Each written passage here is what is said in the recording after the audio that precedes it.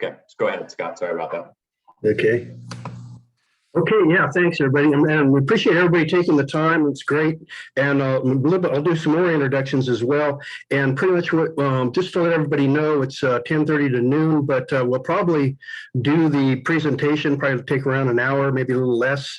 And definitely we can field questions as we go, which is totally fine. Then at the end, we'd kind of like to do, a round table, any kind of comments or questions. Absolutely, we want to hear from you. And matter of fact, I just do a real quick introduction. Rob, again, there's Rob, Scott Eckert, and myself are kind of hoping to lead the pack on this. Again, Rob, one thing about Rob Hazard is he was born and raised in Gaviota, and he's probably hiked every square inch of the Gaviota coast, which is really helpful to us. He's also a fireground commander on our local fire team, and he's actually a really great fire tactician. He's also on the Fire Scope Committee, and basically what that does down in Southern California, they've got to make the hard decisions when we have conflagration fires about giving out the resources to those fires. And it's anyway, it's a kind of a pleasure to work with Rob. And again, the one thing with Rob that he's also done is he's written numerous grants for Santa Barbara County and for the Fire Safe Council. So we really appreciate his good work here. Scott Eckert, Scott does all of our science work for us. He's also a surfer like Rob and I, a good guy. He's a registered professional forester, certified arborist, and Scott Eckert has written several CWPPs, several evacuation plans, and done a lot of CEQA documents and the newer vegetation management plans. So Scott comes with a lot of talent. Myself, I'm a retired battalion chief with Carpentry of Fire. I was in charge of the Fire and Prevention Bureau down there.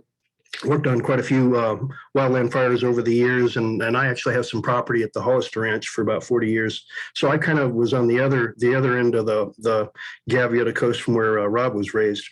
And anyway, I just want to kind of just say it's really been a pleasure working with Rob and Scott, and we've done quite a bit of field trips, out, to, again, some of your guys' neck of the woods and to a lot of the different ranches, and that it's been a pleasure working with that. And we are actually down the track. We've got quite a bit of the mapping and a lot of the risk management work done.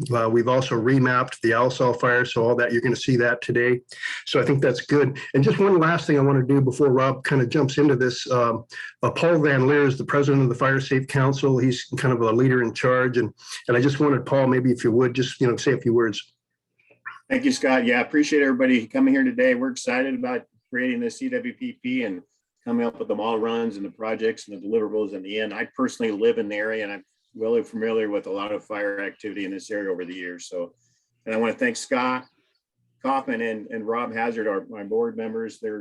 They do above and beyond as far as doing the lion's share of grant writing and grant reporting. So I really appreciate that. So don't be quiet. Everybody have any questions, whatever works best for you guys is, well, let's get all our questions answered. And we have a great development team that, assembled. So I think we're going to make this thing happen. So thank you. Yeah, and I just say one final thing before Rob kind of jumps in there. You guys, I think there could be like some sidebar, like from this, there may be some issues that you might have, or deliverables, or some questions you might have. And again, if we need to maybe make a few phone calls with people separately, I think you're going to see quite a bit of stuff. Maybe, like I say, on your turf that might beg a question or two. And if you do, and we're happy to chat. Matter of fact, this hopefully will beg a lot of questions in the future, because we really want to make this a robust document. So feel free to contact any of us, and we're happy to field questions, and again, or comments. Like you say, you may have some comments, good, bad, and ugly, whatever it might be. We sure want to hear from you. So go ahead, Rob. All right. So Scott's going to go ahead and share his screen and start the presentation, and he'll cover the basics of how this is going to work, and then I'll launch into the first couple of slides. So go ahead, Scott.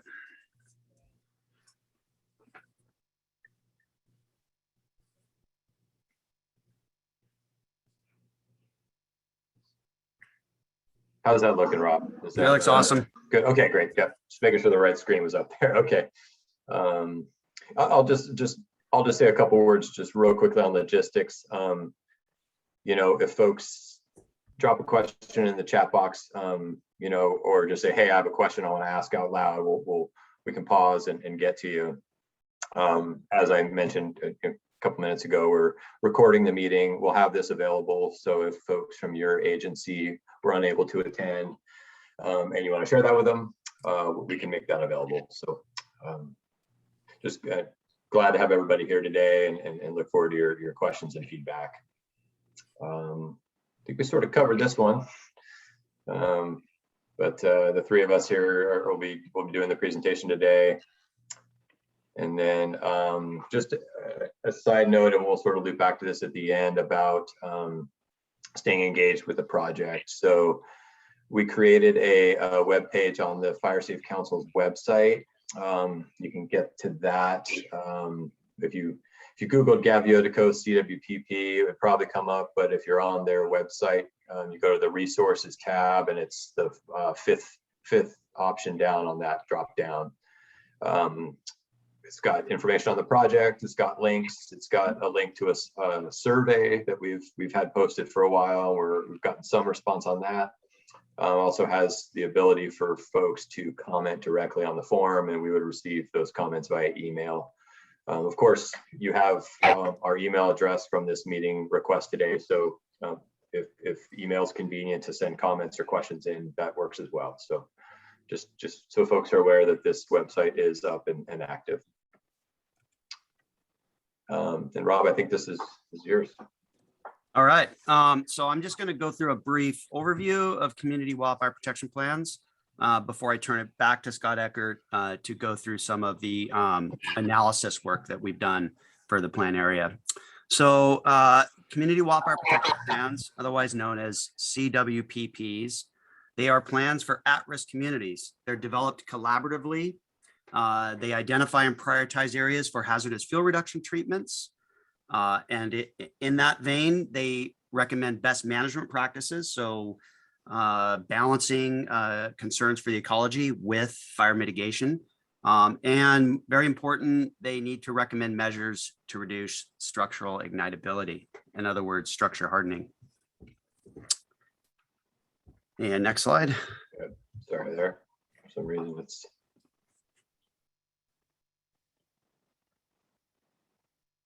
There we go. Sorry about that. So one of the things that CWPPs are not, they're not decision documents. So what you're not going to see out of this document is defined plans for what we're going to do out on the Gaviota Coast.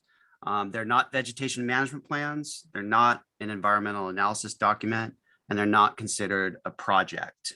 They are primarily educational documents that make recommendations, but do not commit an agency or the public to a course of action.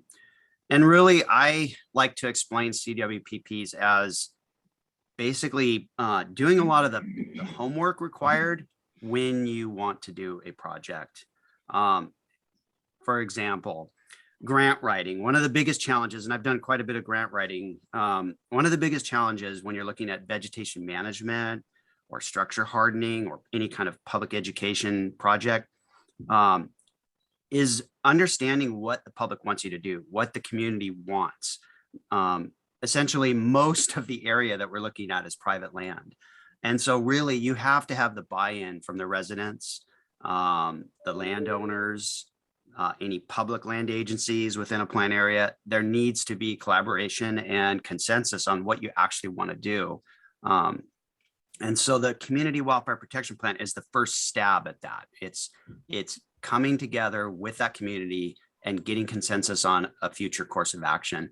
And then that really facilitates then developing projects down the line, because you have some confidence that the idea you have is actually supported by the community. Next slide. There's some minimum requirements for these plans. And the reason that there's actually requirements is that these documents were created as an offshoot of the Healthy Forest Restoration Act back in 2003. And the essential component of that act was that a very large amount of federal grant funding was going to be available for communities to do wildfire mitigation work. But as a caveat, to get this grant funding from the federal government, you needed to have a CWPP. And essentially for that reason that I briefly discussed, that the federal government was more than happy to grant out a lot of funds, but they didn't want these grants to go to a community to then get tied up in red tape and controversy for a project that may or may not actually get implemented. They wanted an assurance that, hey, this was actually a viable project that was supported by the community, and there was some scientific analysis that went into determining whether it was going to be effective or not. So there were some minimum requirements put into place, again, tied to the Healthy Forest Restoration Act. There needed to be regional collaboration. You had to develop prioritized hazardous fuel reduction treatment units, or in other words, you needed to determine if and where you should do vegetation management. And you need to develop strategies to reduce structural ignitability. And, even back in 2003, they had the foresight to understand that it's not just about fuel reduction, it's also about the built environment and making it less, Yeah, so at risk. now I will through May, kind of helping keep the wheels. Yeah, we got somebody needs to mute their mic. Okay, so could you mute yourselves if you're? Yeah. Thank you. Forest fuels officer. Forest fuels Looks specialist. like there's someone named Clint who needs to mute their mic. Is it like in the lateral or is it? Hold on. Okay, so plan approval. It is written into the CWPP guidelines that there needs to be a chain of approval. And in our case, plan approval involves the local government, which in this case is the Santa Barbara County Board of Supervisors. And then it needs to be signed by the local fire chief, in this case, Santa Barbara County Fire Chief, and the state fire agency represented by their forester, which would be CAL FIRE San Luis. The forester and the San Luis unit would be signing off on this plan also. And the benefits of an approved plan, will identify and clarify priorities for the protection of life, property, and critical resources. And again, access to federal and increasingly more important state grant funds to accomplish wildfire hazard mitigation work. So again, going back to the Healthy Forest Restoration Act, that was the funding stream of choice about a decade ago. And those funds were pipelines typically through the California Fire Safe Council. But in the last 5-6 years, the grants coming out of CAL FIRE, the Fire Prevention Grant Program in particular, are just proving to be very effective funding mechanisms for wildfire mitigation work. And for example, the creation of the CWPP is being funded by a fire prevention grant through CAL FIRE. All right, next slide. And the purpose of the plan is to enhance our community wildfire preparedness and protection by identifying fire hazard risk reduction strategies. And we're going to balance those with sustainable ecological management and fiscal resources. Some background, the Gaviota Coast Community Plan was adopted in November 2016. And this plan recommended the creation of a CWPP for the plan area. And going all the way back to November 2017, the community area residents formed an initial steering committee to explore some options for developing a CWPP. And they would meet at El Capitan Canyon and have breakfast. It was the Gaviota Neighbors group. And I attended quite a few of those breakfasts and started working on drumming up some interest in developing this. And right around that time, I was finishing up with County Fire. We were finishing up a CWPP for the San Marcos Pass, Eastern Goleta Valley area. So it was fresh in my mind, the process and how to go about it.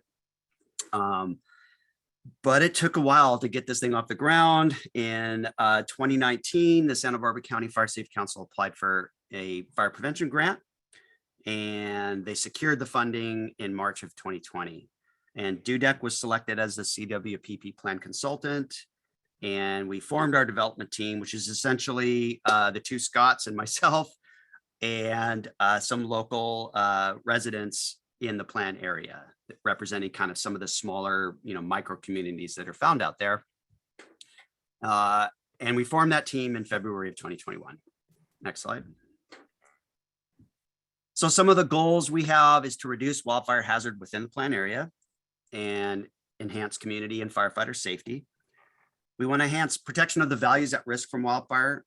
This includes our structures, infrastructure, roads, bridges, power systems, water systems. We want to enhance protection for agricultural resources. Agriculture is a huge deal on the Gaviota Coast. Recreational resources. We have multiple public lands out there, Forest Service, state park, and some private preserves. And also our natural and cultural resources. So the area is rich in natural resources and an immense amount of cultural resources. We want to integrate fire and fuels management activities with land management priorities. And we want to increase community awareness and education about practices to reduce wildfire risk. Most importantly, defensible space, fuels reduction, and structure hardening. And we want to encourage communication and coordination of fire and fuels management activities with all of the affected stakeholders. This meeting is part of that process. Next slide. So how can this plan help the community? We're going to better identify fire risk.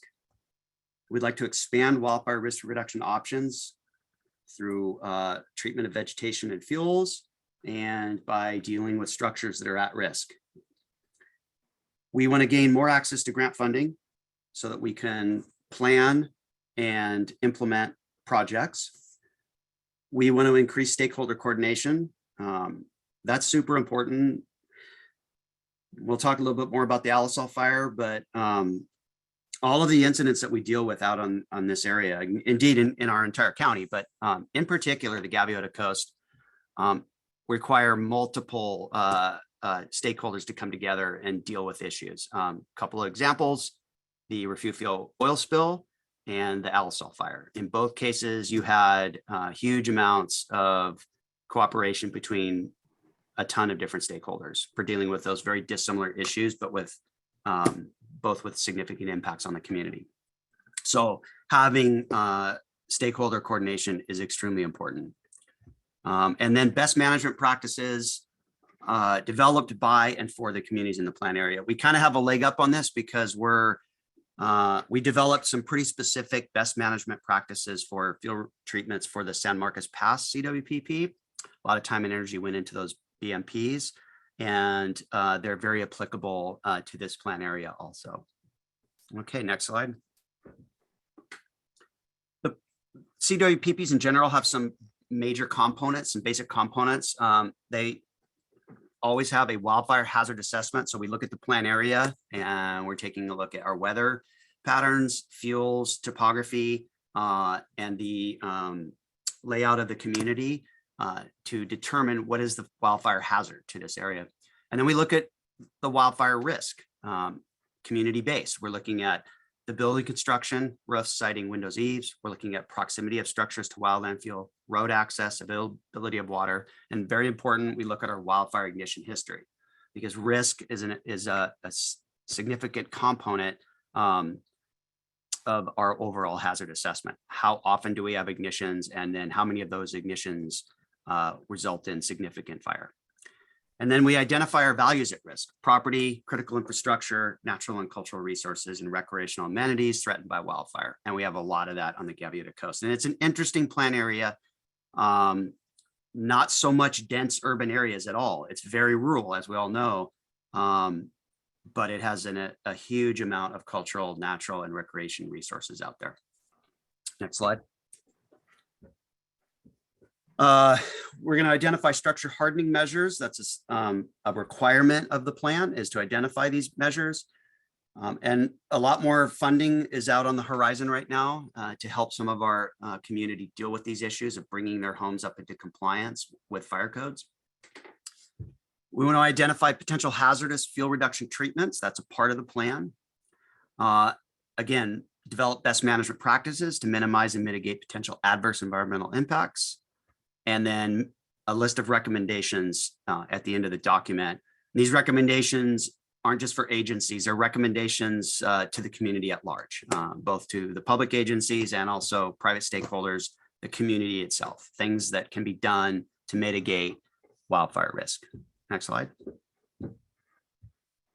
Okay, and with that, unless there's any questions, I will turn it over to Scott Eckert to go through some of our preliminary analysis that has been done. Thanks, Rob. Yeah, I don't see any questions in the chat, but if folks do you have questions, please speak up, let us know. Yeah, so this is going to go through a series of maps here just to give folks an understanding of the plan area and some of the resources, and then some of the hazard assessment modeling we've completed, and hopefully that gives folks a good understanding. So here's the CWPP plan area boundary. It's 106,000 acres of land stretching on the east from Farron Road, approximately Farron Road, out to Point Conception and the Danger Mon Preserve there, Halama Beach County Park on the west. Ownership is, there's I guess a variety of land ownership in the plan area. A little over half, 52%, is privately owned land. The Nature Conservancy is sort of the next biggest landowner, individual landowner at about 23% of the plan area. Forest Service, Los Padres National Forest, about 17%. State Parks, of course, was mentioned, and they're a pretty significant landowner in the plan area as well, with a little bit smaller ownerships by Santa Barbara County, Land Trust for Santa Barbara County, the Wildlife Conservation Board, State Lands Commission, and the U.S. Coast Guard. So we looked at structure locations in the plan area itself, and as Rob just mentioned, that there's not a lot of dense development. It's fairly scattered, and you can see that on this map. There are some clusters of structures that are a little bit closer together, communities that have buildings a little bit closer to each other, but it's pretty scattered. So the plan area is probably more accurately described as a wildland urban intermix and an interface where you have that flammable vegetation between structures. So we looked at some mapping data for structures, and we had about the area of land within 100 feet, so that typical defensible space setback distance from these structures, about 1,000 acres of land that covered. So kind of some perspective on the size of the plan area and what the sort of development footprint, if you will, is on that.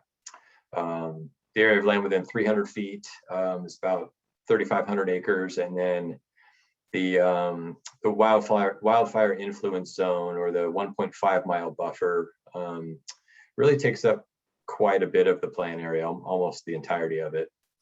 And that's where projects potentially could be implemented for community protection. Some variety of vegetation types across the plan area as well, but just they're sort of bucketed here into larger categories. About a quarter, 26% of the plan area is grassland, and you can see that in sort of the kind of light green color there, at mostly at sort of the lower elevations in the eastern part, but then a little more widely scattered as you move to the western part of the plan area. About half, or 49%, is shrubland, and that would be chaparral and sage scrub plant communities.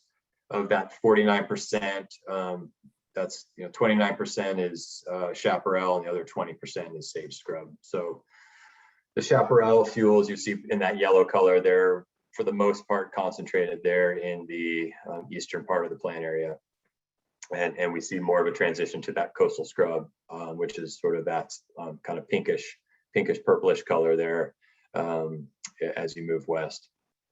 There is a decent amount of oak woodland coverage in the plan area as well, about 20%, primarily coastal live oak woodland.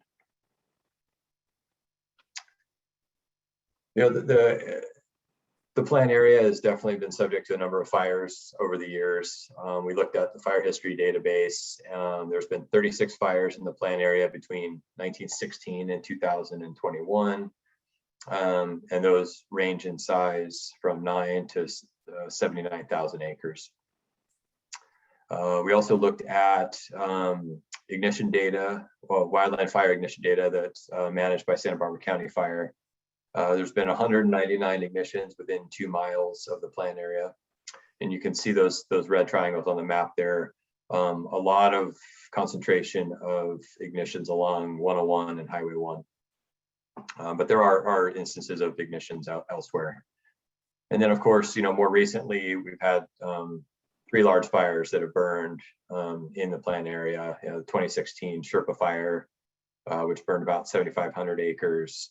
The 2017 Whittier fire, which burned a portion of the plant area, but in its entirety burned about 18,000 acres. And then, of course, the Alisal fire from last October, which burned about 17,000 acres, almost entirely in the plant area itself. One of the other factors we looked at was vegetation age. And the reason we did this is we were trying to look at, vegetative fire hazard. And, the general rule of thumb was that, chaparral fuels are going to become, more hazardous when they hit that 30-year threshold. So they're starting to accumulate dead material, larger amounts of dry and dead material kind of housed in the shrub itself. So, creating fires that are burning hotter and faster and harder to control. A similar issue with sage scrub at about 15 years. So we looked at where we have those older fuel beds in the plant area. You can see here on the map the Whittier, Sherpa, and Alisal fires sort of set those chaparral fuel beds back, if you will, to an earlier, a younger age class. And so we have the orange color is the chaparral vegetation. That's that 30-year-old chaparral. So we're seeing concentration there, definitely in the eastern part of the plant area, as well as over by, well, where 101 turns north and heads through the tunnels there. A little bit of concentration there. And then, much of the sage scrub hasn't burned in quite a while, actually, in the western part of the plant area. So you're seeing that in that lighter reddish pink color. That's about 18,000 acres of sage scrub that's in that older age class, compared with about just over 1,000 acres of chaparral. I was kind of wondering, Rob might want to just chat just for a second on the fire return interval. This is kind of a really huge part of the plan. Yeah, I mean, that was the guiding kind of principle behind creating this map, was determining where we're departing from an average fire return interval. And it's still not a settled debate on what would be, quote unquote, your proper fire return interval for certain plant alliances. But we looked at this in terms of flammability. So not in terms of like what's a normal fire return interval. Because, for example, in chaparral, there are some places where chaparral field beds in Southern California haven't seen fire in up to 100 years. Conversely, there's many places where they're getting fire repeating itself every 10 to 20 years. It's a difficult equation to solve because most of our ignitions are human caused. So that brings up the whole idea of, well, are you talking about natural fire ignitions? What would be the appropriate fire return interval? Or just in general, what is the capacity of that vegetation to rebound after repeated fire? And in general, chaparral, after 30 years, from a firefighting standpoint, that's when the chaparral, it will sustain fire spread independent of wind, even to some extent slope. 30 years is where you have enough dead component in your chaparral to sustain fire spread under normal fire weather conditions, not wind driven, nothing extreme, but just your normal average summertime weather pattern. Anything under 30 years of age, fire spreads a lot slower.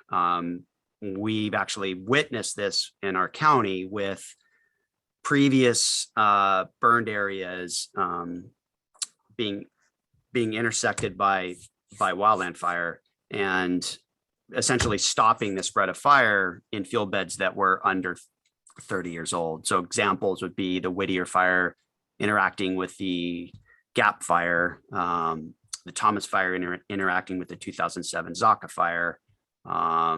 Those were all examples where previously burned areas with relatively young chaparral were providing significant fire barrier. So that was kind of the idea behind this slide was, hey, where have we had fire in the recent years that that has created a younger age class field bed. And essentially it kind of removes those areas from immediate concern. And then with the sagebrush is based on a lot of our prescribed fire history in Santa Barbara County. We've done a significant amount of prescribed fire burning in sagebrush over the years.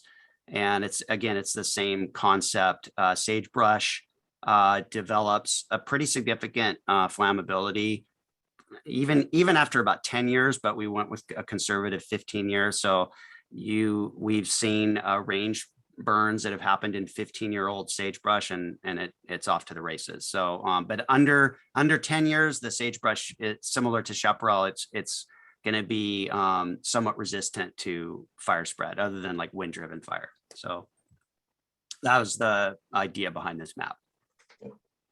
We had a question in the chat box about the significance of the 15-year classification. I think you just answered that. Yeah, it's just, and again, this is based on the perspective of fire suppression. So yep. Not looking at the plant ecology. This was simply looking at the age class of the vegetation as it relates to flammability. And this is based on, I will readily admit, it's somewhat anecdotal, but we have quite a bit of anecdotal evidence of the flammability of chaparral and sage fuels, not just in Santa Barbara County, but throughout the West. And yeah, 15-year-old sagebrush is going to burn quite well. Just from my personal experience of a lot of time on the fire line. If I'm in a 5-year-old sagebrush field bed, it's going to take a lot to get fire to move through it.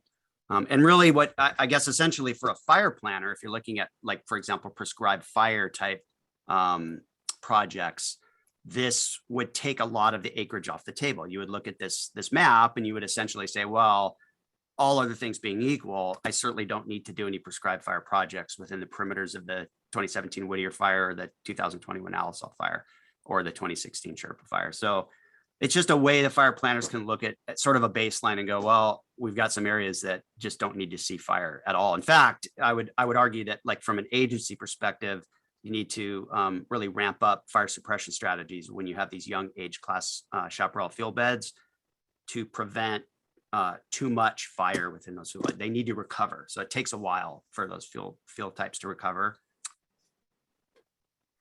Yeah, we just add, Rob, I think you're getting at this. This map wasn't generated to imply that anything younger than 30 or 15 years won't burn. It's more just that there is kind of the fire behavior is reduced, the spread rates are reduced. And as it relates to the CWPP, it might help prioritize where projects are conducted for hazardous fuels reduction. They might be prioritized more in areas that haven't burned if they're proximate to, residences or infrastructure or assets. So, yep. So it's all feeding into the different layers we're looking at. Of course, Rob, I don't know if you want to make some comments on the Alisal fire. Of course, this was kind of a unique experience, certainly unique for me in working on these plans, where we had a significant fire occur in the plan area while we were in the process of drafting the plan. So, yeah. Yes, definitely a unique experience to have this occur. A lot of the things that we had been looking at months before in our preliminary hazard assessments, and some of our observations of what was out there on the landscape in terms of like land use and existing projects, things like that. A lot of it was sort of validated by the fire behavior we saw and the ultimate extent of the Alisal fire. So, for example, we early on realized that on the Gaviota coast, agriculture is a huge component of wildfire mitigation. Whether it's green belts like orchards that provide some fire buffer, or even more importantly on the Gaviota coast is a viable grazing practices. And we saw that on the Alisal fire. So the areas where the Alisal fire just hammered into the 101 freeway and literally burned to the edge of the cliff, throwing embers out into the kelp, was in the canyon corridors that no longer have any grazing activity occurring. And in areas where there's a viable grazing happening, either cattle grazing or in some cases it was field treatments using herbivory, more like sheep and goat type activity. We had the fire slow down, or in some cases stop and not progress through those canyons. So it was just interesting to see this happen in real time while we were in the middle of doing the analysis on this plan.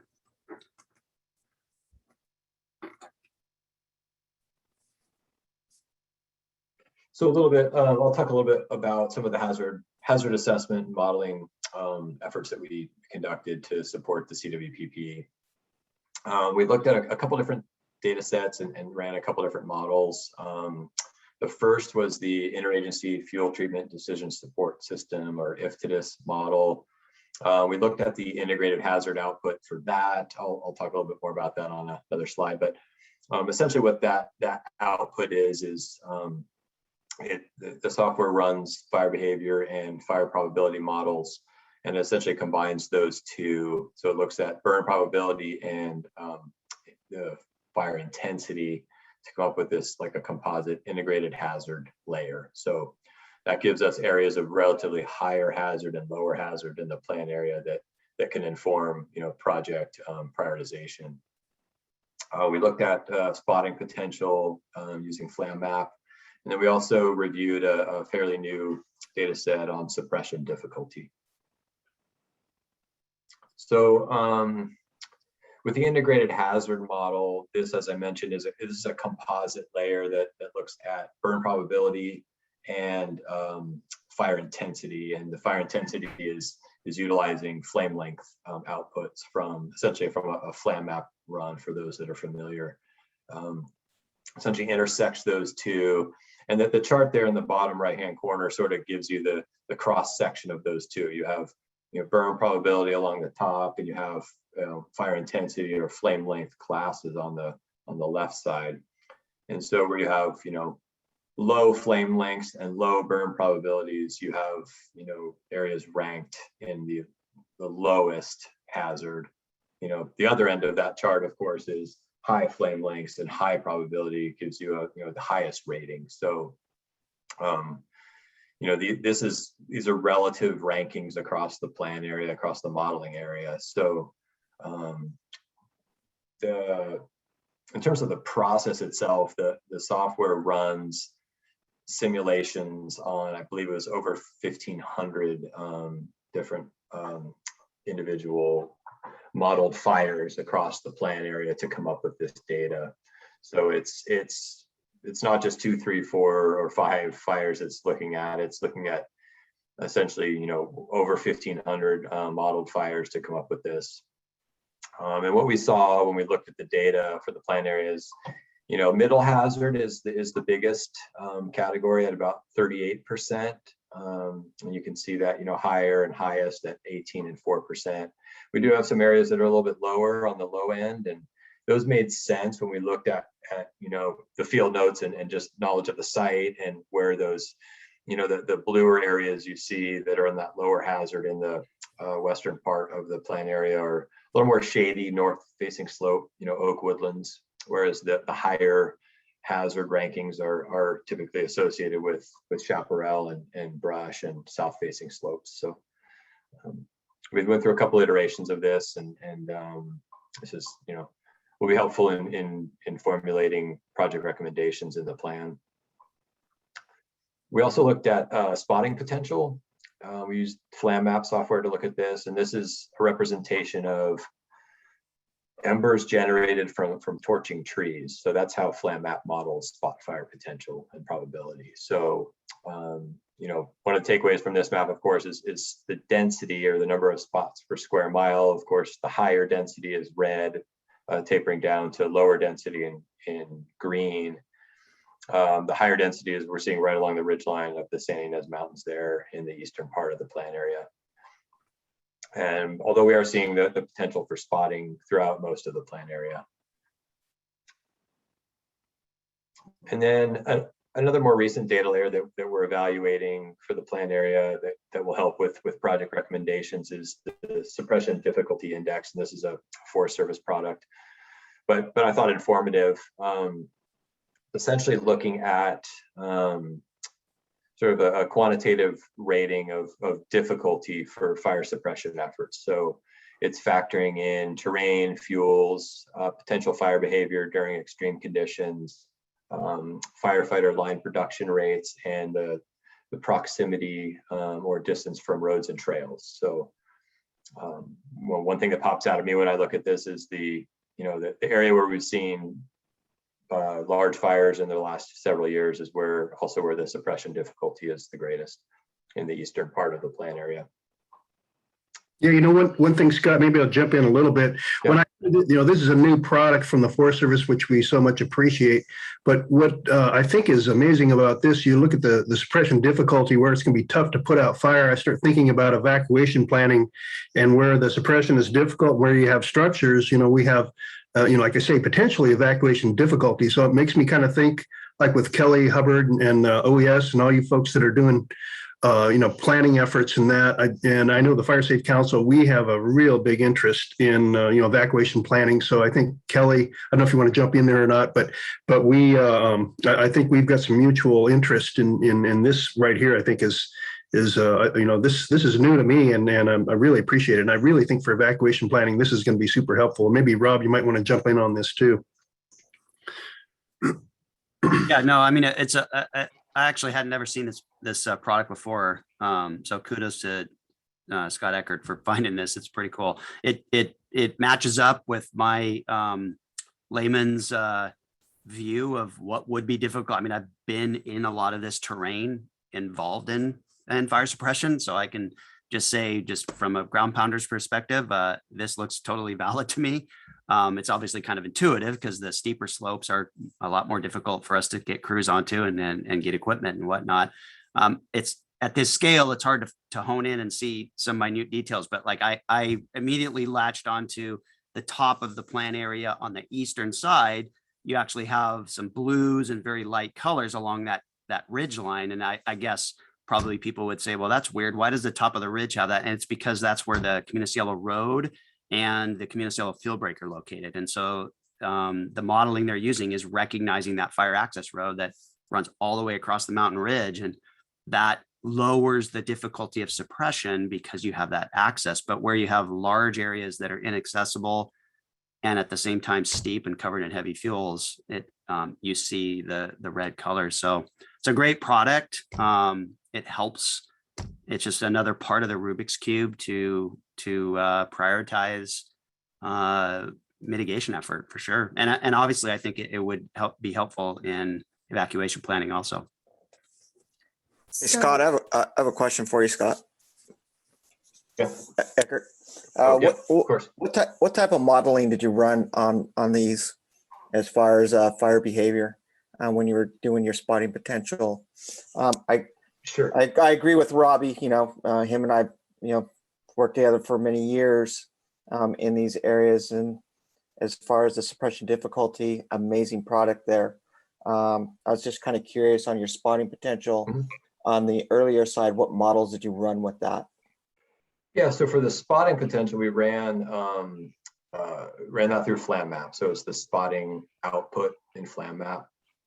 And I should have clarified before, and thanks for your question, that we did run that model and the if to this models that I mentioned prior to that under a 97th percentile, low fuel moisture condition, sundown or wind conditions. So we're looking at worst case as opposed to more of a typical onshore condition.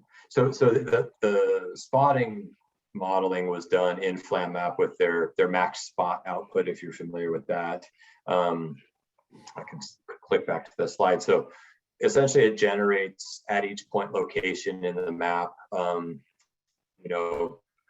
number is generated at that location and the distance that it traveled. So we essentially buffered that distance out. So that's what that orange line work you see in the map there is sort of that buffer from those point locations. And then the density output is just also a FlamMap output showing, okay, how many spots are we generating, in the different locations. So obviously on that ridge line you see in the east, it's 600 to 700 plus spots per square mile. So hopefully that answers your question. And some folks are probably looking at this map and going, oh, that seems like the red should be further down the slope because you got offshore winds, wind-driven fire. It seems like, and we got this exact same result on the San Marcos Pass CWPP also. We ran the simulation under similar conditions. And the problem is, the issue with modeling is that, in real world scenario with a sundowner, the north slope of the San Ynez range isn't going to have any wind at all. All the wind is going to be on the south side. And that's because the sundowner wind is not a gradient wind that covers the entire county. It is a micro wind that happens in a certain location. But the model runs aren't going to recognize that. So you put that wind condition and you have to say, well, it's a northwest wind at 40 miles an hour. And so it's going to put that across the whole landscape. And in that scenario, the north facing slope of the San Ynez range would be getting blasted with wind running right up slope. And so that's really what's happening in this type of modeling. I think the takeaway on the spotting one is that there's more work for the modelers to do to perfect these products. We're kind of stuck with the product as, with the program as it is, but essentially the entire plan area is susceptible to spot fires being generated from wildfire, which further complicates suppression actions and further complicates your mitigation efforts, fuel reduction type stuff. So that's the takeaway to me, is like the whole entire plan area is susceptible to fires are going to generate embers, and it's a receptive fuel bed that will receive embers and create spot fires. I think maybe Kelly, you wanted to say something? If you wanted me to address some of the evacuation planning efforts in the county, just thought I'd note a couple different efforts are occurring or will be occurring. There are new requirements for counties and cities to identify new evacuation concepts, considerations, concerns in updates to their safety plans, or that are part of generally the county's general plan, safety plan.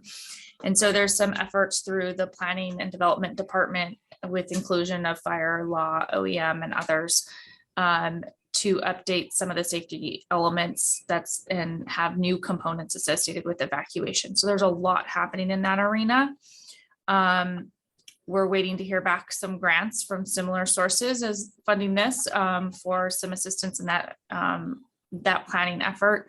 Additionally, there is the potential, we're awaiting grant approval, that we might be moving forward as a county, multiple jurisdictions, in the use of a product called Zone Haven or similar product for assisting in evacuation route identification, evacuation area identification, and planning.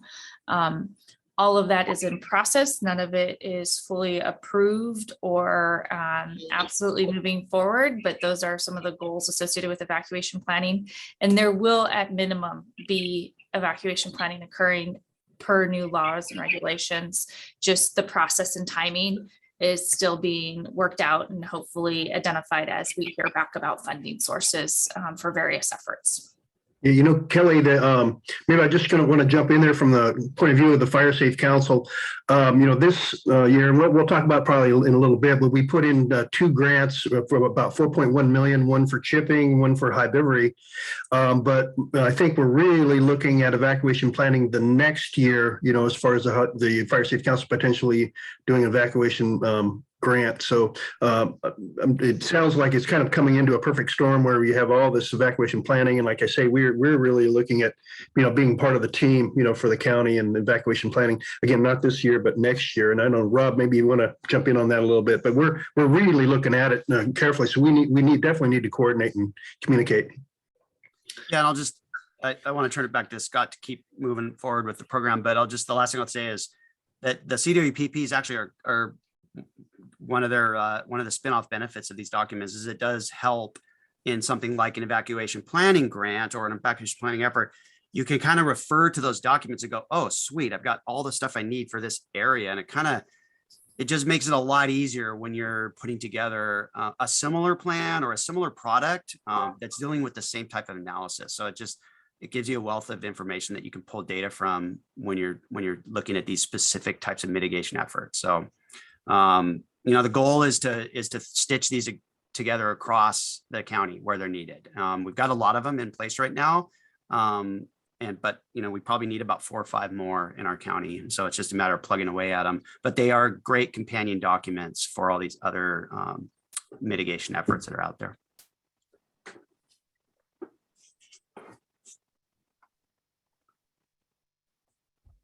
Great. Yeah, unless there's any other questions, I don't see any in the chat. We can jump ahead here.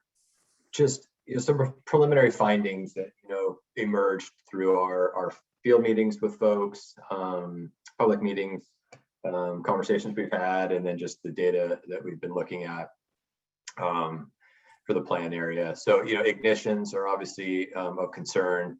We're seeing concentrations along roadways. 101 and Highway 1 are pretty evident when you look at the data. There's also concerns about ignitions on Vandenberg Air Force Base and Halama Road and the park, burning onto the project or onto the plan area rather, as well as railroads. And Refugio and Farron roads, just public access. Those are, at least Farron Road, and one example is a popular kind of walking view hangout spot. So there's concerns there, both with ignitions and evacuation. In terms of fuels, there's definitely, we looked at some maps on the kind of aging, decadent fuel beds in some areas. Key message we've been hearing is that grazing, obviously, linked to the agricultural, nature of the plan area, but also key to managing and maintaining fuel loads. Suppression is going to be more difficult in some areas, notably in the eastern portion of the plan area. We've got some invasive species, not a ton, but eucalyptus and pampas grass specifically called out in some areas that are prevalent, that are contributing to fuel loads and fire hazard. Access and evacuation was brought up as kind of major concerns. There's a lot of ranch roads, a lot of rural and undeveloped parcels with a significant network of ranch roads. And where you have ownerships abutting each other, there's opportunity for coordinating access across ownerships for emergency purposes, both to allow fire agency personnel in, but also potentially to allow for evacuation. One of the issues that emerged from the Alisal fire was the residents and landowners in the upper portion of Refugio Road have essentially can get landlocked post-fire if there are debris flows flooding that don't allow them to exit to the south down to 101. And I mentioned parking and public access in some areas can cause road blockage.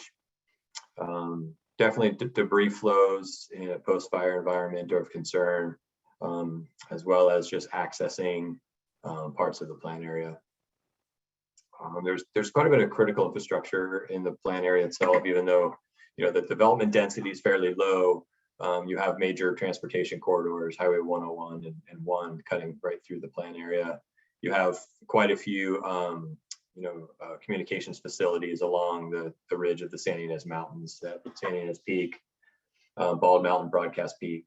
You also have the county's landfill materials recovery facility there at Tahigas. A couple of RAWS stations, remote automated weather stations, and the Camino Cielo fuel break itself that Rob mentioned, pretty critical fire protection infrastructure. These are not exhaustive lists, by the way, but these are just some of the preliminary things we've teased out. Communications has been identified as an issue, just the remote nature of some of the plan area and the difficulties with cellular and radio communications, as well as internet communications to some residents is problematic. Development, there's a pretty wide variety of development types in the plan area in terms of structures. Brand new, highly ignition resistant construction down to houses that maybe have been there for 50, 60 years with combustible siding and combustible roofs. So potentially some work and opportunity there for property owners. And of course, the agricultural resources at risk in the plan area, everything from, orchards and rangeland to, agricultural infrastructure and roads. And then, of course, the natural resources potentially at risk as well, parks, recreation, open space. One unique thing to the plan area is that while there are the residents that live there, there is a significant number of people that come to the plan area to recreate, whether that's camping or going to the beach for the day or hiking out in the national forest. So, these are things that have sort of emerged in our analysis. Did I see a hand pop up or a question? One of the other things that we did, which I mentioned on one of the earlier slides, was we had a community survey that we posted on the project webpage. And, the responses, we've had 28 responses so far, which may or may not be good for the plan area. The housing density is fairly low, but we did get some good feedback. So, the bulk of those responses came from property owners out of the Hollister Ranch. Most of the folks that responded have been in the plan area for at least 10 years and live there full time. And most are extremely concerned about wildfire on the Gaviota coast. Some of the main risk concerns that were expressed were, the accumulation of fuels on the responders' property or on their neighbor's property, the distance of their house and their property from the nearest fire station, and road conditions. Most of the respondents had implemented defensible space. Some of the biggest fire-related concerns were, the condition of their neighbor's property was one area brought up. Vegetation conditions on neighboring properties, as well as evacuation, loss of structures, and environmental damage resulting from fire. The perspectives that people provided on the most important activities for mitigating wildfire risk were defensible space and fuel management on both their own property and neighboring properties. People generally supported defensible space, roadside treatment, and fuel breaks as vegetation management activities. And then in terms of techniques to implement those, almost everybody, was in favor of grazing, a little bit of fewer people for hand treatment and mechanical and prescribed fire. So that was the preliminary findings. With the survey is still open, so we're hoping we can get some more responses here before the final public draft of the CWPP is complete. But so if I guess maybe a shout out to everyone on the call here, if you have community members you interact with and that have an interest, you direct them to the site, that would be great. Maybe Scott, I'll jump in on that a little bit. I know at the Hollister Ranch, we now have that Firewise application going out, and I was, it was, for me, it was kind of a new thing to know that there's kind of a lot of fear with some of the folks that did the survey with their neighbors. And I think the idea of Firewise, getting people to be looking at this from a community perspective and talking to your neighbors, I think, is a really good thing. A couple other things was we appreciate, the work that CAL FIRE did and the Forest Service, after the fire, and looking at, those trouble spots, with regard to debris flows and that. And I think we found, and I don't know, Rob, if you want to jump in on this, but the Arroyo Hondo and Arroyo Camada, were the areas, we have concerned where they had, a hot burn that can get more of a debris flow similar to what Montecito had. And then the other thing I know, because Rob and I know Paul Van Leer, myself, during the fire, we're finding that a lot of the good communication, the cell stuff and a lot of that kind of stuff around the fire area was really robust. But the people in the fire area with their telephones not working, the cell service not working is an issue. So that's something I think we really got to look at carefully. So any case, the Firewise, I think, is going to be a good thing. Again, all the good work that they did during the fire where we may have debris flows. And then, like I say, the comm is something we really got to be working on. I don't know, Rob, if you wanted to, I know you saw it firsthand. I don't know if you wanted just a comment or two. Yeah, I mean, just regarding the communication component, yeah, that's probably something maybe not unique to this plan, but definitely different than from some of the recommendations we made in the San Marcos plan. I think out here on the Gaviota coast, there's some real issues with the communication infrastructure. So some of the programs that the county has for notifying people of emergencies can actually be ineffective in some of these canyon areas, just because, if you lose landline, a lot of residents up there have kept their landlines just because they know they can't get cell reception. But if you lose the landline, then your community is out of the loop. So there's some ideas that we're all thinking about. Maybe some kind of AM radio infrastructure. There's a lot of options out there, but I think that's one thing that this plan will actually bring up in its action plan is some recommendations regarding some community infrastructure designed around communication to be a stopgap until this cellular networks get more built out in that area, if they ever do. Right, your cell networks, you're relying on private industry to put those in places where they need to be. So more to come on that.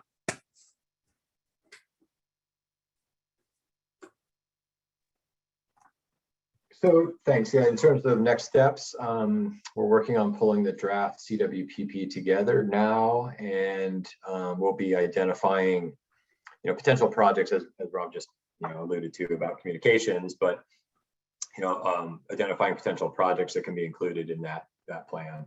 Those could include, of course, communications, but also vegetation management, structural hardening, access, evacuation planning, public education, and chipping programs. These are just examples of potential project types that could be recommended in the plan. And then just the last slide we have here, just, if you have comments, obviously we'd love to hear them today, feedback today or by email or through the website. And, stay tuned to the project website for updates, and we'll be posting drafts and notes and maps and things like that as they come out. And and with that, I mean, that's all I had on my end. Scott, if you wanted to, if you want to open up for comments, questions, or if you had any closing comments. Yeah, I think if you guys have comments or concerns, I mean, now's the time. We're kind of opening it up. We're at the end of this. We do have, again, that draft will be coming out shortly. And then, so we really hope that everybody takes a strong look at it. A lot of the recommendations in chapter 6 would be really key to look in on. But again, looking at all the science in that, again, it's been an eye opener for me, just with the science and where the issues are in that, and some of the new mapping and that we have for I think for evacuation and that. I think it's, this is a lot of really good stuff. And, and I'm, in my career, gosh, it's gone over several decades, and this mapping and stuff that's been available now just for the last 10 years is really pushed forward. I think where we were at 10, 20, 30 years ago, we really, I think, have a better idea of how we can, mitigate some of the concerns of wildfire. And I think the big thing is living with wildfire, the idea, it's going to happen. So what can we do to mitigate it where it's not such the big issue, where we can, people that don't have their properties so wholly destroyed, with a wildfire, that can live with it. So in any case, yeah. So any comments or questions, but again, like I say, with that draft will be coming out shortly. So everybody take a look at it when it comes out. And then just to follow up on that, next steps in the process, and Scott talked a little bit about that previously, but once the draft comes out, the development team will take a whole bunch of stabs at it internally and working it through various iterations and edits. At some point, it will go to a public workshop. So we had a initial public workshop a little less than a year ago, as I recall, and that was where we rolled out the project and introduced it to the community. So the next public workshop will be the release of the draft. So that'll be something that will be important for you folks to all attend that workshop. And then the final part of the project is once the draft's been released and then comments received and more edits made and more tweaks to the draft, the final draft then is presented to the Board of Supervisors. So it'll be a similar presentation as this, but abbreviated, but essentially rolling out the plan to the board in its final form. And then hopefully to be approved and signed by all the groups that are involved, the Board of Supervisors, the fire chief, and the state forester. I think what we really need in this critical time where we're getting close to a draft product is just getting as much feedback as possible, both from the residents out there in the plan area, the agencies involved, all of you folks, and then any stakeholder groups that are interested in this project. So the more feedback, the better, for sure.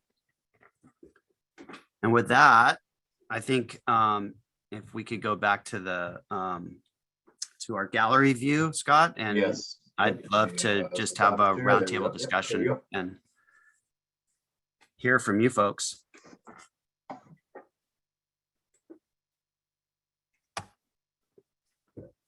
Maybe, let's see, how about if somebody from Forest Service wants to weigh in first, I'll put you guys on the spot, see what your thoughts are on this. Sure. This is Greg Thompson, Forester for Los Padres. I've worked on a couple of CWPPs, mostly with Kern County lately. And one of the things I just want to point out is I see you have WUI at 1.5 miles. And the Healthy Forest Restoration Act allows you to develop what your WUI is, even beyond that 1.5 miles. So if you have some geographic feature that's located on the Los Padres, that's an ideal spot for you to do suppression activities. Please identify it in that zone. And because if you put in your CWPP, it's part of your WUI. As Rob mentioned, that federal funding has kind of been limited. That's true, but we do have some other authorities that are out there, like our Good Neighbor authorities. So if there's grants that can come through other means, we can do the Good Neighbor authorities for the work to be done. And that's something down the road for when this is finalized. And then you also mentioned the invasive weeds. You know, again, a Good Neighbor authority working with us. We have a NEPA that covers invasive weeds, so the wheel doesn't need to be reinvented. And you can come on Forest Service and do that type of work as well. We're working with Caltrans already on the Highway 33 corridor to do the broom removal along that corridor as well. And mainly it's just, if you have the projects on us, don't be afraid to point it out where you would like to do it. It just helps the federal government, especially if we do NEPA in that area, or have to do NEPA, that if it's in the CWPP, it just allows us to use some of the authorities a little bit easier. So just from my perspective, pointing out a few things for you. Thank I you. want to make sure you're successful. Appreciate that. Great. Yeah, we appreciate, again, the Forest Service has been an insanely good, great partner. So we appreciate those 2 points, and a big shout out to Mike Scott. Mike, we worked together down the Rincon and that for years and years and years, and just been a great partner as well. And it's been a good partnership. So we appreciate you being on, Mike. Nothing but good things coming. Scott, yeah. Hey, maybe see if Tim Sandstrom wants to weigh in. I'll put you on the spot, Tim. I invited you to the meeting because this plan area is right next to the base. So maybe your thoughts on you know, how this plan you know, interacts with your guys' fire priorities on the Space Force base.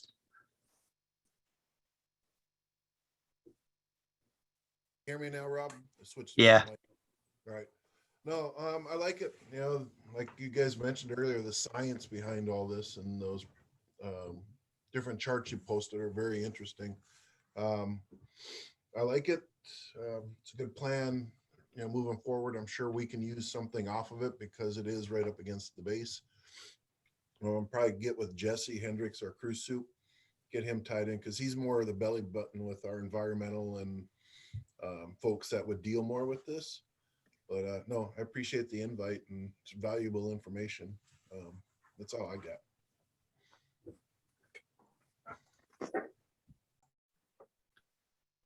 And then maybe switch over to CAL FIRE. We got John G and Mike Salas on the line. John, did you, I'm going to put you on the spot now since you're potentially signing as a state forester at some point. Well, I won't be signing, it will be, Unit chief? But, I'll defer to Mike Salas, who's our division chief for the area. Yeah, thanks, John. Appreciate that. No, it's a very good plan that's there. Totally support it. Danny O'Neill, who's our fuels new fuels battalion, will probably get involved with some of this also. I don't know if he's going to want to say something, but we do have our regional forester that will more than likely need to take a look at it through the region and make suggestions as far as funding for the county and to make things a little bit easier. As far as my perspective, it's more the I oversee the two programs at Ventura and Camarillo. So as far as manpower, what is needed from there, from the 8 crews that I have down and through there, we can totally work with that, especially being in the Santa Barbara and Goleta Front Countries area. So that's part of our response area for that. So appreciate the invite, Rob, and both Scotts. Thank you for that, and look forward to working with you guys.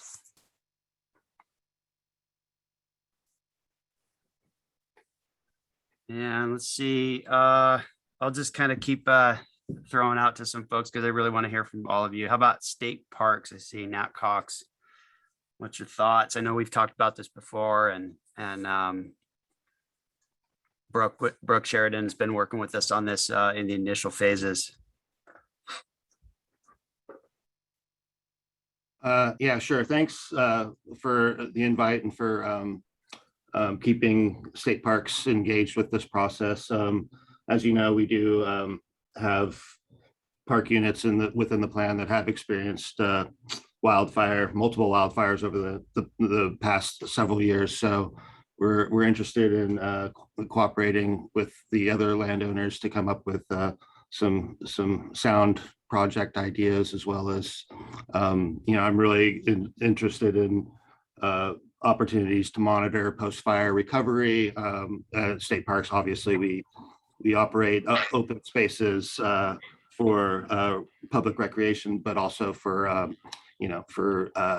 encouraging biodiversity as well as protecting cultural sites. So we're really interested in how we can keep those values in mind as we're also keeping public safety in mind. So thank you again. Great. Hey, Nate, I wanted to just jump in there just for a second. I know in the Alisal fire, we found potential for a fuel break between the Hollister Ranch and your property, and we found the alignment. So it might be something we might chat about in the near future. So we just wanted to give you a heads up on that. Yeah, that would be great to see. I haven't. I know that I've heard some discussion about it, but I haven't seen anything like proposed on a map or anything like that. So happy to talk about that and other project ideas. Great, thanks. Hey, Robbie, were you going to bring this up, this presentation up for the CCOP that's in a couple of weeks?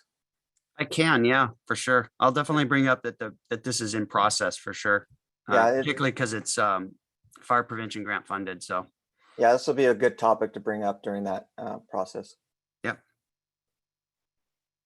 And then let's see. How about I see we've got some county planning folks. If you guys want to, do you have any comment or anything that stands out to you guys?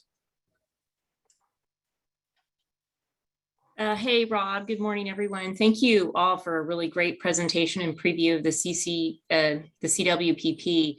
I'm really interested in some of the modeling results that you presented and what you mentioned about certain of the results that are going to play into evacuation routes, since that's something that we're getting ready to kick off some efforts for working with our safety element and, the state law requirements that we have to delve into more evacuation route planning. So looking forward to seeing more information about that. And I made some notes just to make sure I bring that back to the project manager on the safety element to make sure we're coordinating. I know she's coordinating with Kelly Hubbard, but I'm not sure, Scott, if Kaufman, if she's started checking with you. So I saw your interest in that as well. Yeah. So And on that note, I'll just say for the county planners, feel free to reach out to our project team, in particular Scott Eckert, if you want some of the data that we're getting. I mean, that's the whole point of this. This isn't a proprietary Fire Safe Council product. It's the Fire Safe Council sponsoring this document. It's the community's document. It's a public document. So absolutely, in terms of the county's efforts at evacuation and all what you guys are dealing with right now, reach out to Scott, and he's on the Fire Safe Council's dime. So we'll just keep paying that dime until the grant's used up. So feel free to grab product stuff like that might be different than what you are getting in-house. great. Thank you, Rob. I appreciate that. Mhm. Yeah, Julie, reach out. I'm happy to send information. I'm also hoping that you'll be able to share the slides just so I can bring that, Sure. save a copy of those and have those available. So it's good information. That's not Thank a you. problem. Yep. Yeah, it might be, Julie, with the, after, your safety element, I'm sure, a lot of it still has to be developed, but, once it's completed, and then a year out from now, what are the follow-on steps? And we're hoping the Fire Safe Council could be, jumping in on that evacuation planning at that point. So I'm sure, a lot still has to be developed, but, we definitely want to be partners with you. Great. Thank you very much. Yeah. Let's see. I see Emma Chow from NRCS. Yes, hi. Thanks Hi. for the invite to join. I thought the presentation was great. It's great that you guys are putting this plan together for the community. And the survey results with a lot of the responses about worries about the fuel buildup on neighboring properties. Obviously, the whole point of this plan is to kind of identify issues and needs and connect people. So, as neighbors are identifying that fuels are a concern on their neighbors' properties, I guess, I would think that this is happening, but is that a way for people to kind of say like, oh, I have concerns about buildup on my neighbor's property, and then connect them, obviously, to then say like, okay, if we build this fire break on neighboring properties, there's going to have a greater benefit. So I'm sure that, well, I would hope that was happening. It seems like that would be happening. But since that was identified in the survey, it seems like that's just an important piece of the plan. Kind of the purpose of the plan, but just something I thought I would point out. No, that's a good point. It helps us. I think it's a good thing for the fire agencies to hear too, because maybe we go out and we spend a little more time on inspections and say, oh, you know what? Don't worry, you're not at risk from your neighbor's property. Or we might go out and go, oh, you know what? You're right. We need to kind of stitch something together here to buffer out these two parcels, So it's very informative. Sure, Yeah, sure, definitely. And I think, Emma, like I say, we just put forth that Firewise designation with CAL FIRE and NFPA recently, and I think a lot of it's fairly unknown for these neighbors. Like they're worried about them, but I think once we get people chatting, I think it's gonna, that's the whole idea, is collaboration, and cooperation and fire education and that. So hopefully that will draw out. And but I know I have, talking to a lot of the different neighbors and the different, people, they are, extremely interested. You can imagine with all the fires we've had in California the last few years, the interest is significantly high. And this whole Firewise thing that, and maybe we just take 1 second, Paul, on the, Paul, if you want to just jump in on, the huge work we're doing with Firewise, maybe just take 1 minute to chat on it. I think it'd be worthwhile. Sure. Yeah. Thanks, Scott. Yeah. There is quite a network, just to get back to the network. And as far as neighbor to neighbor, if there's a problem with one of our neighbors, we have no problem talking with each other. It's in this whole plan area. Everybody's pretty well connected and had already had many conversations about issues. So Firewise, yeah, that's something we're really looking forward to. I know Scott's done a lion's share of the work at Hollis Ranch to get them on board. But if we can get all these little individual neighborhoods, which we've already done a lot of the legwork, you know, with the development team in Firewise, sorry about that. That would be amazing because that would definitely help. So our goal in with our WMP Regional Wildfire Mitigation Plan, which is another project we're developing, and it's going across the whole South Coast, is to get these individual neighborhoods into Firewise and home hardening and structures and infrastructure, you know, that we're identifying all that. So they're kind of like a multi-layer duplication here, but it's all to benefit everybody that's living in the area and also for the first responders. So I'm looking forward to that. Yeah, you know, and I just to jump in one finally on that one, Emma, is we have a full-time staff now on, you know, for the Fire Safe Council for Firewise. So we're really, you know, we put, you know, kind of our money out there, and it's, we have the grant funding. And so it's been launched. It's only been, gosh, about the last 3-4 months that we've launched it. So it's going to be I think a big thing in the future. That's great. And then just one last plug thought I would share is, I know the CWPP is still in development and all of that, but when it comes time for needs for funding, the Joint Chiefs Landscape Restoration Partnership, it enables NRCS and the Forest Service to collaborate with private ag producers. So it's just another potential source of funding to address reducing fuel loads, protecting water quality and supply, and also it could help with improving wildlife habitat and at-risk species. So that's another potential funding source that's there. And the CWPP, and I think the other plan that Paul had mentioned, those could go hand in hand. That could help bring in some additional funds. Yeah, and one of the things that we have identified is just the importance of the grazing and ag industry out there. But one of the common things that we keep hearing from some of the small landowners that have parcels that, you know, historically were grazed, maybe when they were part of larger land holdings or they had contract grazers on them, and now they're a small family and they can't even keep the fences fixed. And then there's issues with cattle getting into creeks and things like that and causing ecological damage. I think part of this is going to be looking at potential grants or funding mechanisms. I know a lot of this can be pipelined through NRCS and the RCDs, is infrastructure support for some of these ranches. I know some folks out there I know are friends of mine and have had a lot of assistance in that regard with like fencing and ways to control livestock so they're not actually detrimental, but they're actually, you know, doing what they're supposed to do, but then not down on the creeks and things like that. So I'm looking forward to incorporating some of those options in the plan, just sort of a blueprint where the landowners could refer to the CWPP and go, oh, this, I can do this, this, and this. Okay. And that kind of jump starts their pathway. Yeah. Get some of those resources. And fire breaks and fuel breaks are also things that are also included as part of what NRCS can help to fund. And the Joint Chiefs Landscape Restoration Partnership is its own special pot of money strictly for the area that we decide. So it's a great opportunity. Emma, we're taking you out to lunch. All right, let's see. How about County Public Works? Public Works, I know you guys have a lot of assets out in the plan area, particularly the materials recovery facility, and then of course the county public road infrastructure is a lot of infrastructure that requires a lot of time and energy to keep up. So thoughts on this and things that you might be interested in seeing in the plan and the recommendations.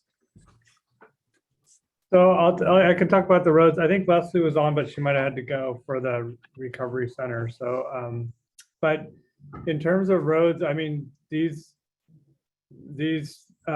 efforts are really helpful. Like you mentioned, Rob, about getting grants and things like that. They're a little bit of a double-edged sword too, though, of maybe pointing out or indicating that something should be done that's not really feasible. So as long as or it can be, $30 million or something like that.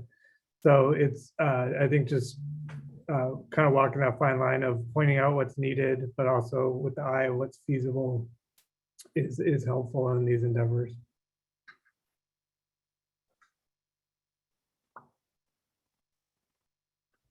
Let's see, who else do we got? Any, Hey, how about, let's just open it up and you guys jump. Oh, Kelly, there you are. Hey, a couple items. We mentioned communications already, and there's concepts that OEM's working on that we'd love to contribute to that plan writing process. And then evacuation planning, of course, already mentioned several times. The other one that came up following Alisal was a lot of residents indicated that they did not have fire insurance. And so I'd like to see an effort to, as part of this, to identify ways to increase this community's resiliency when there is a fire. For instance, sharing with the community information about the state fire insurance program, similar to the earthquake insurance program, ensuring that these community members know that there's options and opportunities for other ways to protect and insure their properties, other than through the traditional standard insurance network, but also what other ways we can increase their resiliency. And then one of my other concerns, similar to that concept of the community resiliency, is my concern to ensure that we are keeping in mind the workers associated with many of the properties in these facilities. There was significant, I'm trying to pick politically correct and appropriate verbiage here. I had significant concerns in how some of those workers were treated following the fire by their employers, and how information was shared or communicated to those employees who live on those properties. And so I want to ensure that through this plan, we're finding and identifying ways to help increase the resiliency of those workers who may not get information more directly, either through their employer or may be limited English, limited speaking, various communication efforts. So those are the two items that, from my perspective, following Alisal, that I'd really like to see addressed, if appropriate. No, that's totally good. That's the kind of stuff we need to hear. And I know Scott's taking down notes. I can talk offline if anyone wants more information, Well, but yeah. And on that note, so, you know, you've got our emails, that scale of detail we need. And so again, feel free to send those types of suggestions and these ideas, either, you know, probably send them both to me and to Scott Eckert. Just email your ideas out and programs that you'd like to see identified in the project. Because I'm hearing the insurance question across the county, like everybody is obsessing about this, rightly so. It's a huge issue. Like, insurance is your backstop when you lose everything, but if you can't get insured, it's like a nightmare. So we're hearing this everywhere. And so I think the more places that we identify that this is a significant problem that has massive spinoffs. So I'll give you an example. All the homes that burned down in the Alisal fire, none of them were insured. And so the Fire Safe Council worked with Bucket Brigade and raised a bunch of money, and they're going up, I believe, this weekend, Scott, but they cleared one foundation already. Friday. Yeah, Friday. So they cleared one foundation a couple of weeks ago with just volunteer effort, and then they finally got funding through just their normal donation process, their fundraising process. This was spearheaded by Bucket Brigade. And now they have enough to bring the contractors up to clear all the burnt debris off those foundations. This was a really labor intensive process just to get the relatively small amount of funding to clear essentially 12 foundations of their burnt debris. It took a long time. So it's clearly like trying to rely on that process is tough. And so that's what insurance is supposed to be for, right? And none of these people had that. Like, it was literally, it was all on their own backs. And so this is a good deal, but I did, in a perfect world, they would have just called their insurance company and had the foundations cleared 2 weeks later, so.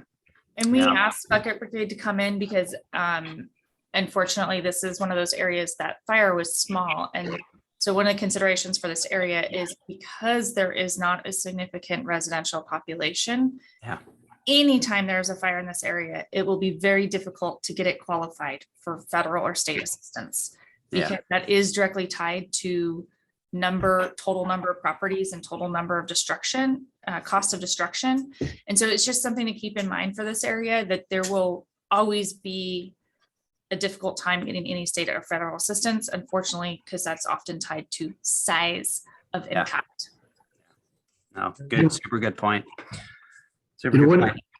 One quick note, Kelly, with that, last Saturday, the California Department of Insurance is saying that they're going to have new legislation coming out this summer, to protect homeowners, not to cancel. And then if they're either the community and or the homeowner, if they're doing all these wonderful things to structural hardening and defensible space, that they get discounts. And again, I would just say that is going in the better direction. We only had 4 insurance companies a couple of years ago. Now we have 12. And then we're going to get legislation this summer. So I'm really looking forward to see what the Department of Insurance, what they finally come out with. So we're going in the right direction. Maybe not quick enough, but we definitely go in the right direction. Let's see. And on that note, with what Rob was just discussing, us on the Fire Safe Council, we're hopefully going to get to a point where we're going to have a contingency fund to help fund these kind of minor disasters don't get qualified as federal disasters. I mean, that's our goal. It really was relatively a small amount of money in comparison, but yeah, I mean, it feels the heart goes out to those people. So, I mean, we're going to do our best down the road.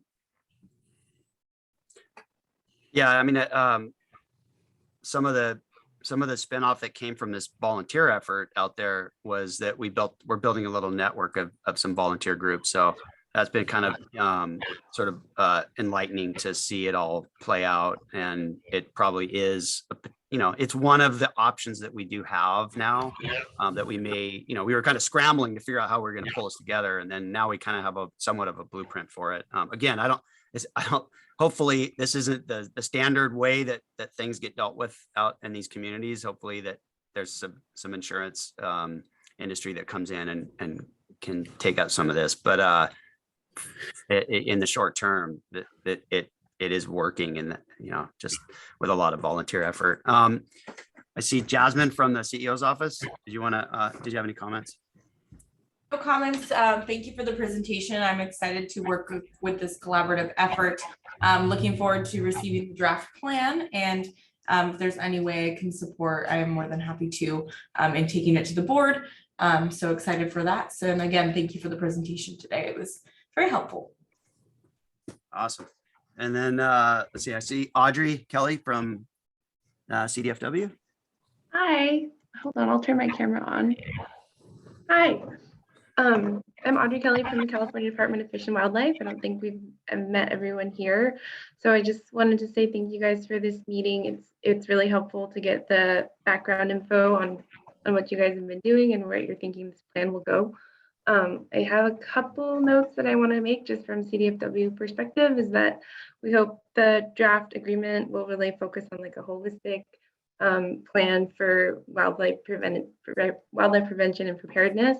So not only the vegetation management stuff, and then for the vegetation fuels management projects, I'm thinking if you guys are familiar with the Cal VTP, they did have, so it's a programmatic EIR, and they have basically ways to do fuel reduction projects throughout the state. And they had different categories of projects that you could do. So one of them was that I really like is that they made it into an opportunity to do habitat restoration type projects where, we have big issues with invasive species in some places, and those can be a significant fuel resource to start wildfires and spread them pretty quickly. So if we could make that a consideration in this CWPP to have somewhat of a beneficial outcome to wildlife habitat as well as fuel or wildfire prevention, that would be really great to see. And then, CDFW, our interest is in protecting fish and wildlife resources. So when fuel modification projects are happening, we're hoping that the plan can at least consider ways to reduce harm to some of those species out there. And I know that this area has a couple state and federally listed species, I think mostly plants, probably more on the federal side, but as far as CDFW CSO listed species. I know that there's Gaviota tar plant in some of these areas like Hollister Ranch and things like that. So hopefully we can make sure that we're reducing harm to those, if not providing benefit through grazing management and things like that. So thank you. Yeah, and on that note, Audrey, so for the San Marcos Pass CWPP project, that document was completed in 2017, and we spent a lot of time developing very detailed best management practice guidelines for field treatments, much more detailed than initially the consultant that worked on the project had created. I think we went from like a one-page sort of generalized statement about balancing wildfire mitigation with ecological concerns. We went to about 20 pages or something at least. And so we're going to be recycling that document and obviously editing it and making it relevant for the Gaviota Coast, but that'll be the sort of the core that we'll start with. And when we get it into its draft, I'll specifically forward that document alone to you, so you don't have to search through it through a gigantic full draft document and get your feedback on it. Oh yeah, that's fantastic. Yeah, we worked on the San Marcos Pass BMPs with our county planning staff, and they were super helpful in guiding us through that process and making it because again, the CWPPs are not action documents, they're not regulatory documents, they're not implementation documents, they're guidance. So we have to be careful to not include lots of shalls and things like that, but really providing a primer, because a lot of times you have private residents that say, hey, we're going to drum up some association money and do this little project. And so we really want to make sure that, first of all, that they need to even do the project. Like, do you really need to do that? And that's where the fire agencies come in. And then, but on the same side, that they're doing it responsibly. And then the Cal VTP, where the county fire department's already as I know, we're in the middle of a Cal VTP project. So the document will for sure talk a lot about Cal VTP. There's a section in the document where it's going to talk about the CEQA process, kind of a CEQA primer for project proponents that aren't familiar with it. Like, hey, this is the reality of work on the ground. You have to go through this process. And so we'll find a creative way to summarize the Cal VTP as a potential tool that agencies can use to get through the CEQA requirements. So I also had a question. When the draft comes out, are you guys soliciting comments from the agencies and Yep. the public? Okay. Totally. Yeah, the draft will come out. We will circulate the draft to this group before the public workshop. So I'll send it out to this group to take a quick stab at it. And it's really important that our county planning staff, and they're familiar with this, that they'll, unfortunately, they'll have to spend some time reviewing it. Sorry about that, Julie. But because that, we have to be really careful not to wade into land use planning, and then the same thing with the CEQA and with your guys, with your guys' mandate. Like, we don't want to wade in on something that's not appropriate. So, yep, we'll send it out to everybody to take that first informal stab at it. Then there'll be the public workshop where we roll out the draft for like the residents and everyone to see. I'm hoping it's an in-person. It's just so much better for the locals to be able to go somewhere and see this presented to them rather than the Zoom screen. So hopefully that happens. Love to do it up at the Las Cruces School. That's the local school up there, and they have a lot of space, and then they're very interested in this project. But yeah, we'll for sure get it out to everybody before the public workshop. I want to make sure everybody gets a chance to weigh in this morning. So is there anybody I haven't hit up? I see some names I don't recognize on the screen.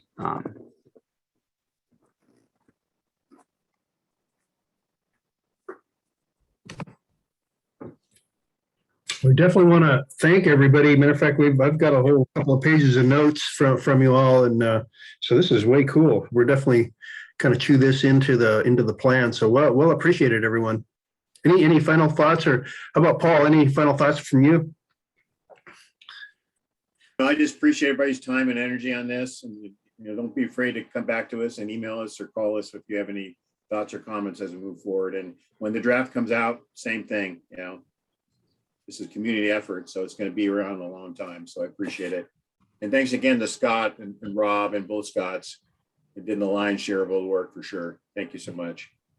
And then maybe just for Chris Snedden, if you get a chance, just pick Leslie's brain, or maybe just prompt Leslie to send us some feedback. I mean, the Alisal fire had a pretty significant impact on the materials recovery facility and then the landfill operation in general, and which it's kind of ironic.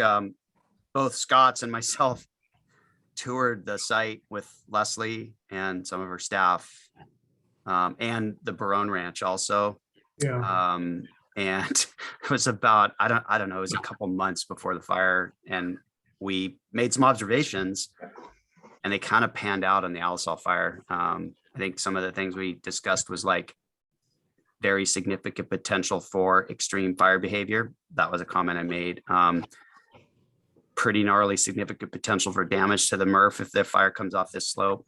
And that's what happened. So I kind of feel like, oh man, it was like the Alisal fire jump started it before we had a chance to take a look at some of this. But it was, as the county people on this call know, the Alisal fire was pretty damaging to the county facilities up there. So we definitely want feedback from our public works staff on things you'd like to see or whatnot. I know during our field trip, the concern was about maybe limiting some potential project activity because of concerns over like the red-legged frog and some of those issues. I'm wondering if maybe that flipped a little bit. I don't want to put anybody on the spot, but all that habitat's gone. When we know it'll grow back, obviously, but I think definitely the Alisal fire. I mean, the Alisal gave us as much of a heads up as anything could ever give. It's like, okay, well, you're doing this plan, huh? Well, here, I'm just going to throw this at you and you can just see what what fire can do. So I think a lot of good ecological benefit came from the Alisal fire. That's an area that had not burned since 1955. I have a vivid memory of being up in Barone Ranch, way up in the chaparral on the trail up there, and commenting with Scott Eckert about, hey, it's like 40 to 50% dead component in this Ceanothus.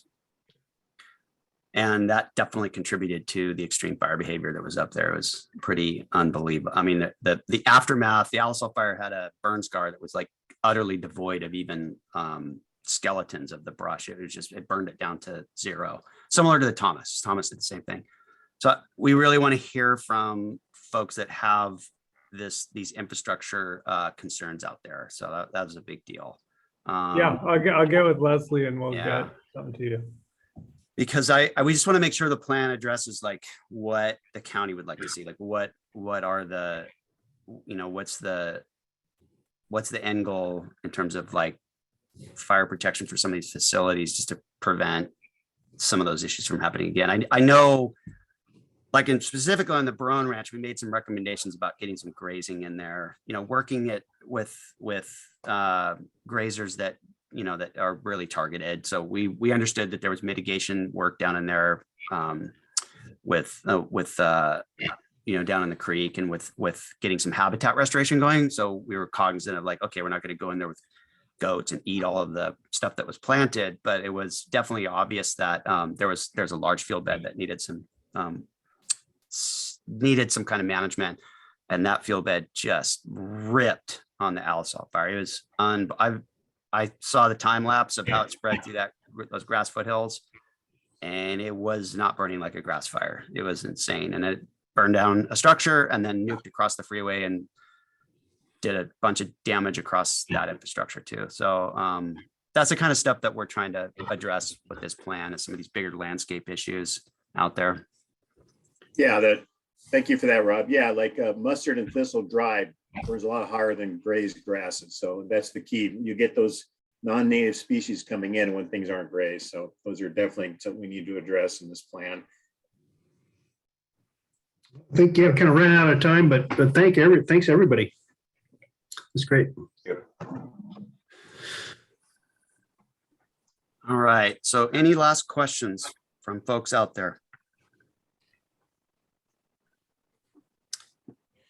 Okay. Well, I meant it when I said feel free to send email concerns or recommendations. You can send them straight to me and Scott Eckert, and we'll just keep compiling these recommendations and building them into the plan. We'll get the draft out to you folks. And additionally, I tried to cast the net as wide as I could for this meeting, but I'm sure I missed some people. So within your own circles of stakeholders and entities that you deal with on a daily basis that you feel or maybe it was appropriate for them to attend this meeting, forward out the information on this plan and let me know that, hey, Rob, you missed this person, or, these people should have been in the meeting.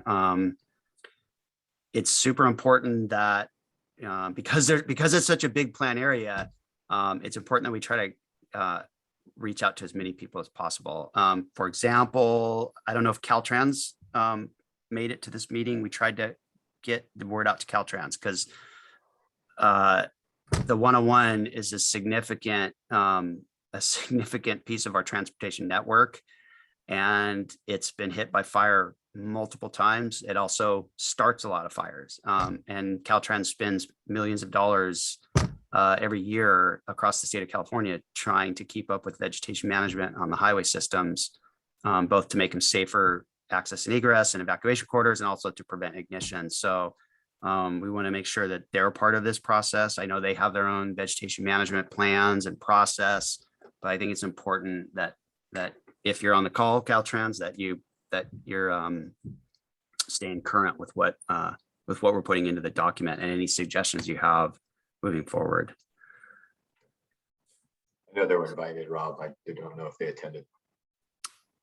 So going once, going twice. Any last takers for comments? If not, I really appreciate everybody taking your time for such a long meeting, and we're looking forward to working with everyone to make this a state-of-the-art document. CWPPs can be very watered down, or they can be very progressive. We're hoping that this document is progressive and that it also helps in all the other wildfire mitigation efforts out there. So a diversity of interests here, everything from controlling invasive species and providing support for ecological restoration, as we heard from Audrey, to bolstering efforts for evacuation planning, as we heard from Kelly Hubbard, and also helping out fire suppression needs that we heard from both myself and from Mike Salas with CAL FIRE. And then ultimately, our goal is to create a community that can adapt to fire and live with fire. I think that's my personal goal throughout the county. I've been coexisting with wildfire for 30 plus years, and I've learned to just respect it, but not feel that it's a massive disaster. And if we could create that condition in our county where wildfire is just another part of Mother Nature, and we know what happens, it's cyclical, it's going to occur, it has some benefits, it's a reset on the natural environment, and there is a pathway to make our community relatively safe from wildfire without going down the war on wildfire eradication program that we've been involved in since 1910. That's like the unsustainable pathway, especially with climate change increasing severity and frequency of wildfire. It's just not sustainable to think we're going to suppress our way out of them. We have to learn to adapt to them. So that closing comment from Scott and or Paul. Well, I don't have anything. Scott, go ahead. I'm good. No, I just appreciate. Actually, we've got a great amount of feedback here, which we'll print up, and it sounds like we've got a few calls to make to and then of course with this with this draft coming out, yeah, I'm pleased. So I appreciate everybody showing up, and good job, Rob and Scott. So all good. All right. Thank you, everyone. Really appreciate it, and have a great rest of your day. And we look forward to working with everyone on the draft. Thank you. Bye.